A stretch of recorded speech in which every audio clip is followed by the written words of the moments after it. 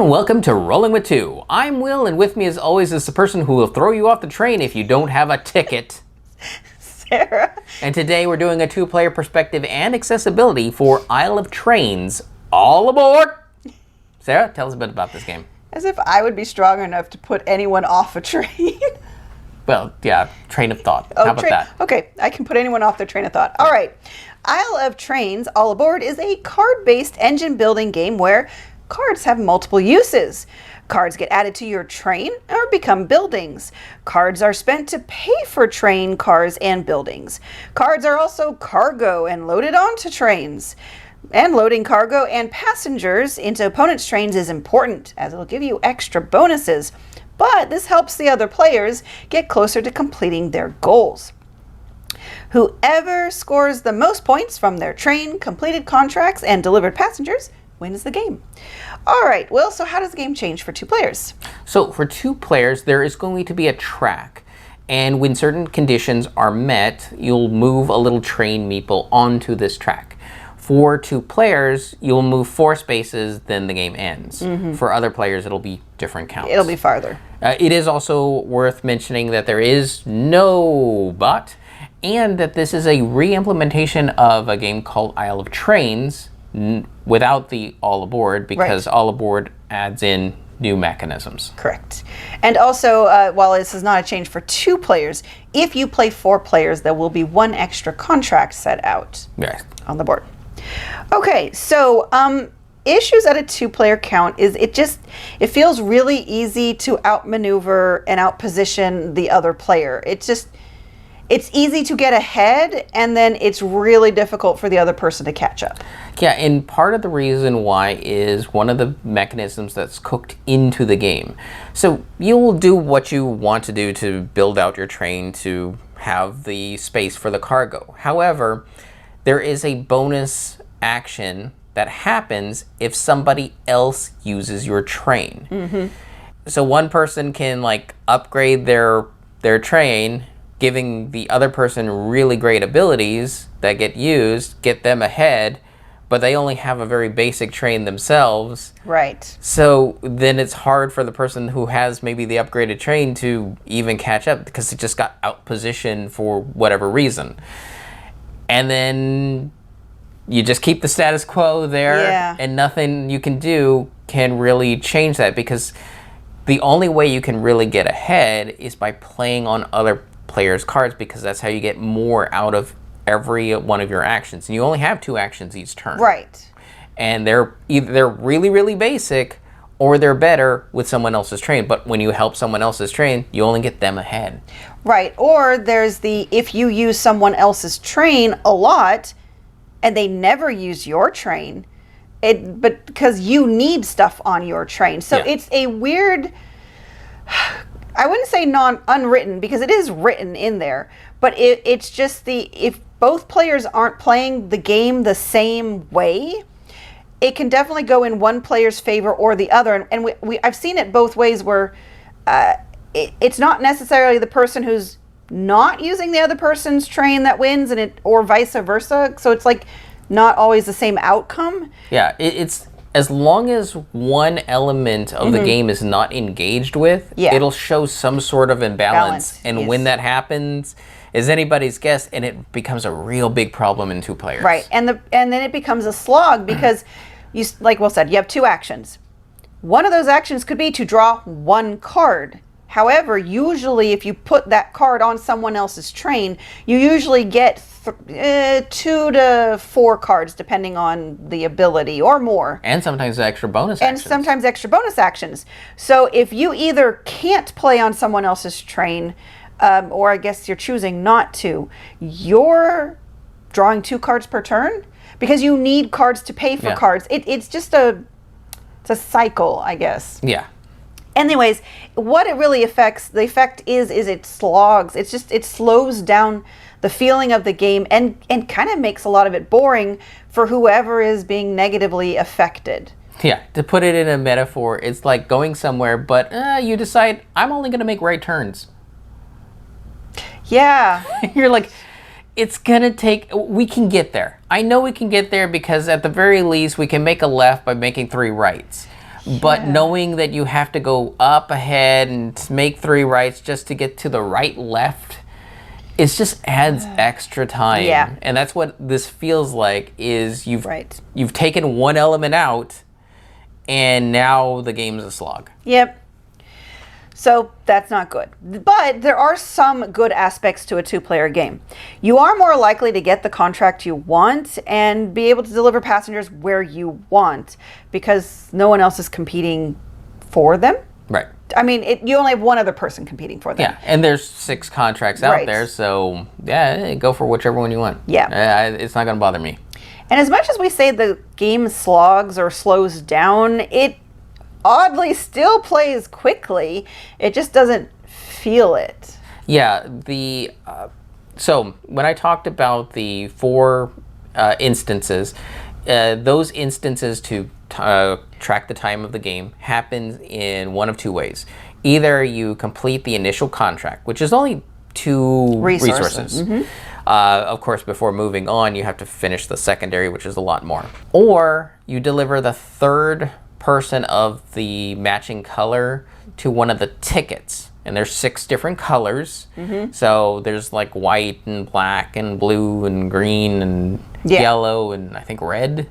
Is there orange? I thought it was orange. It's either orange or red. I'm pretty sure it's orange. It's probably Anyways. orange.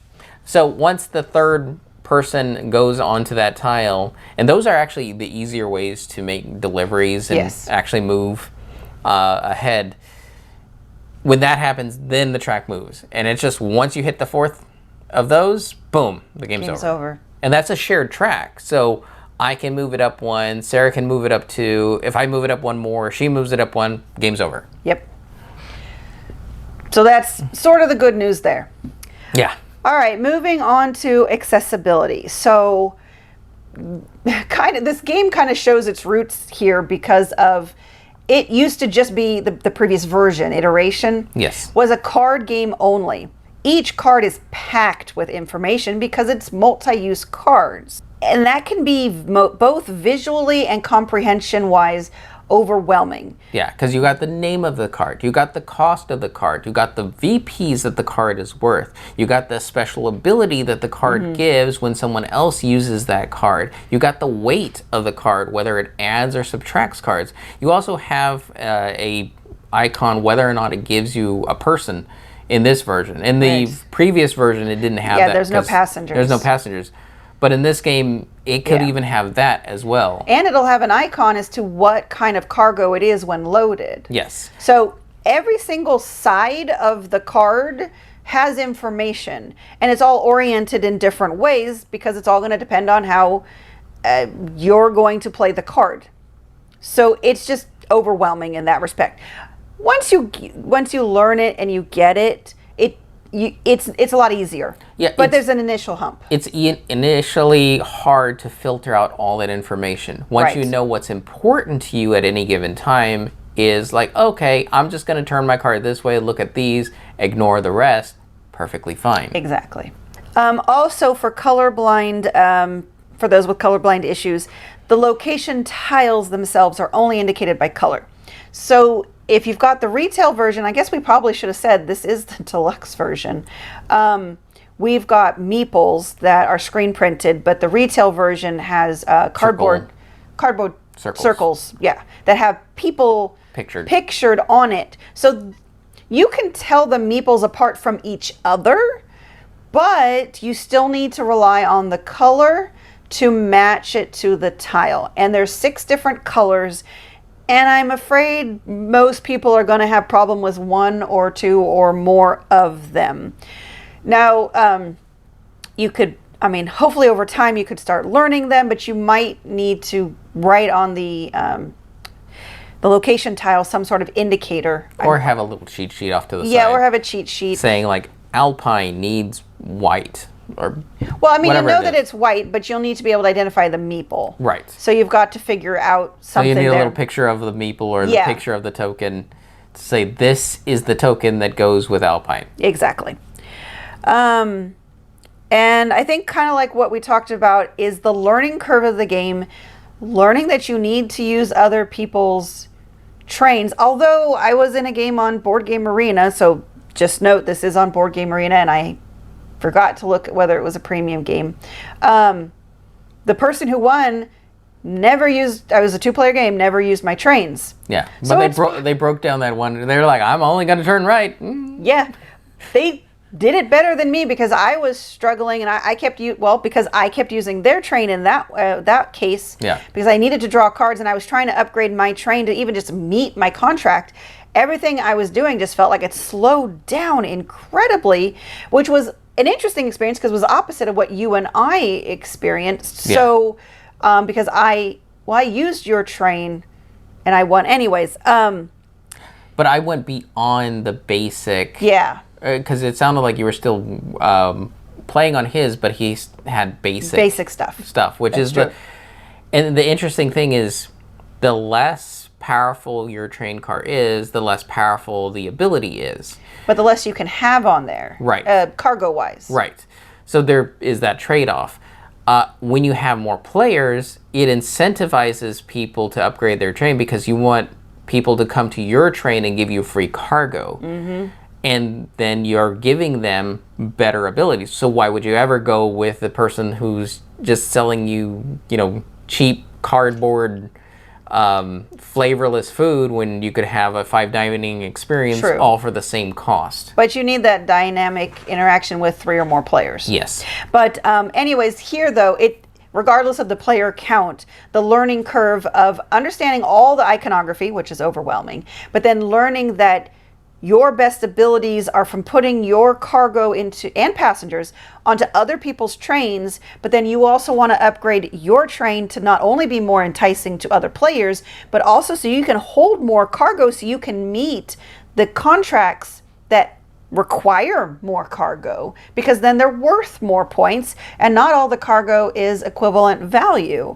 I do believe it was oil, coal, no, it was probably There was coal, oil, and and crates. But crates I know, And passengers. right, but crates were the more valuable because Yes. they were rarer, and then the And contracts. it cost you more to Right. get the cargo Yeah. boxcars. But I can't remember between coal and oil which one was more or less, but I think oil was pretty cheap. yeah, I feel like it was cheaper. Anyways, They just give different yeah, abilities. there was rarity to them. Yeah. So there's a lot to learn, and that just could take a couple of games to get down. Yeah, and I think the one thing that this game does have over its predecessor is the passengers do kind of fill in that stop and start feeling of the original Yeah. game, because the original game didn't have them.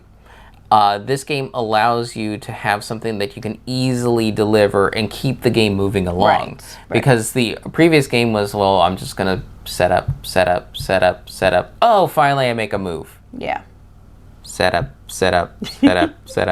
Oh, I finally make a move. Yeah. This one has a bit more of a Right. fluid dynamic Which I structure. appreciate because, well, not getting too off topic, you can deliver cargo for just a special delivery, and each cargo would get you 2 cards. But that's a tough thing to give up because you need that cargo for contracts. Yeah. Passengers are only meant for delivering to the locations. So it's a much easier thing to just, yes, I'm going to deliver them because if I deliver them to this place, I get to draw 4 cards, or I get to go over here and I get 2 cards and I get a build action. Yeah. That's fantastic. So that addition of passengers does open up the game space for it.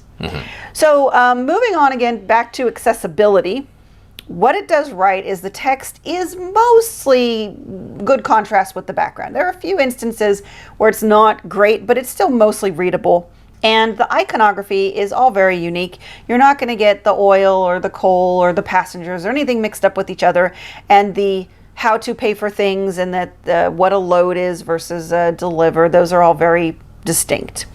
And lastly, except for your hand of cards, everything's open information. But with Will, we did play open-handed, and I don't think it made a difference. It didn't really. I mean, it's not like I can affect anything, and I can't stop you from building. You can't steal any of my cards. You can't force me to discard anything.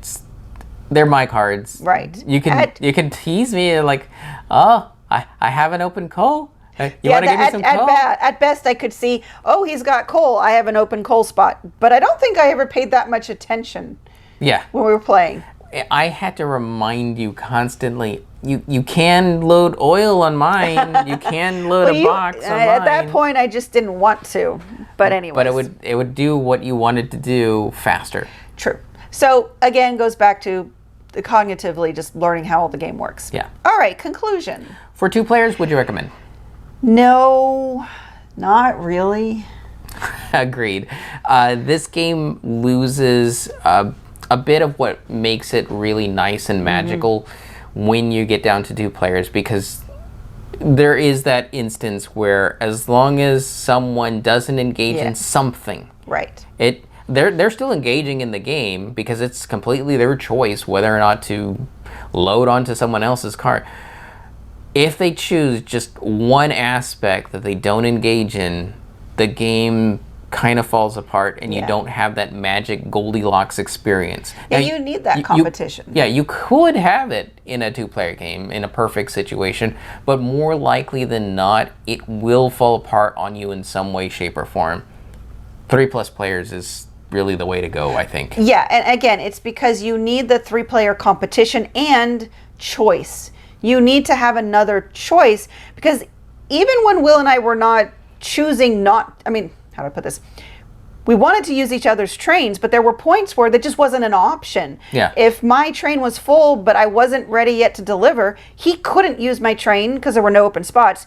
But I didn't want to deliver because I wanted to be able to finish the contract. Yeah. And I just couldn't yet. So having a 3rd or 4th player just gives you more options so that you can still do the things you want to do and not slow the game down. Yeah, I'd go over as like, so your train is still awful. Okay. Yeah, it still is. So that means my turn is going to be be bland. awful. Yeah, it's so weird that it's other people's poor choices affect you to have poor choices. Yeah, and it's just exacerbated. Yeah, exactly. So moving on. Accessibility. Colorblind, you'll need to check those colors and or get help during the game, or make a cheat sheet or something, because there are the 6 colors for those location tiles. Yeah, that's pretty much same for me. Accessibility wise, that's the real sticking point. Everything else is fine. It's comprehension, learning. Yeah, is a bit much, but you could get through it. I think so. You might just have a few rocky first games, a couple. Yeah. All right. And Sarah. Yes. What did you find most different about this train game than all other train games? We don't play a lot of train games, so the fact that you aren't actually using a map is probably what makes it. Most train games have a map. Yes. Which we appreciated because maps are too visually intensive for Will's vision and sometimes for my cognition. Maps are confusing to me. Yes. Am I going north? No, I'm going up. Upperly. Upperly. So what about you? What do you think's different? The whole reliance on the other person's choices for how well your game is. It is very different. It's like, well, this train game is delivering a very mixed bag. Yes. On your train. Yeah. That's awful. And why would you ever roll with just one when you can be rolling with 2? And remember, if you have any questions, comments, or concerns, you can reach out to us on the various social media platforms at Rolling with 2. That's TWO. We are on Twitter, Facebook, and Instagram. And on YouTube, please like and subscribe. And if you have time, check out the other content Nanaman has found for you, because remember, he's rolling with you.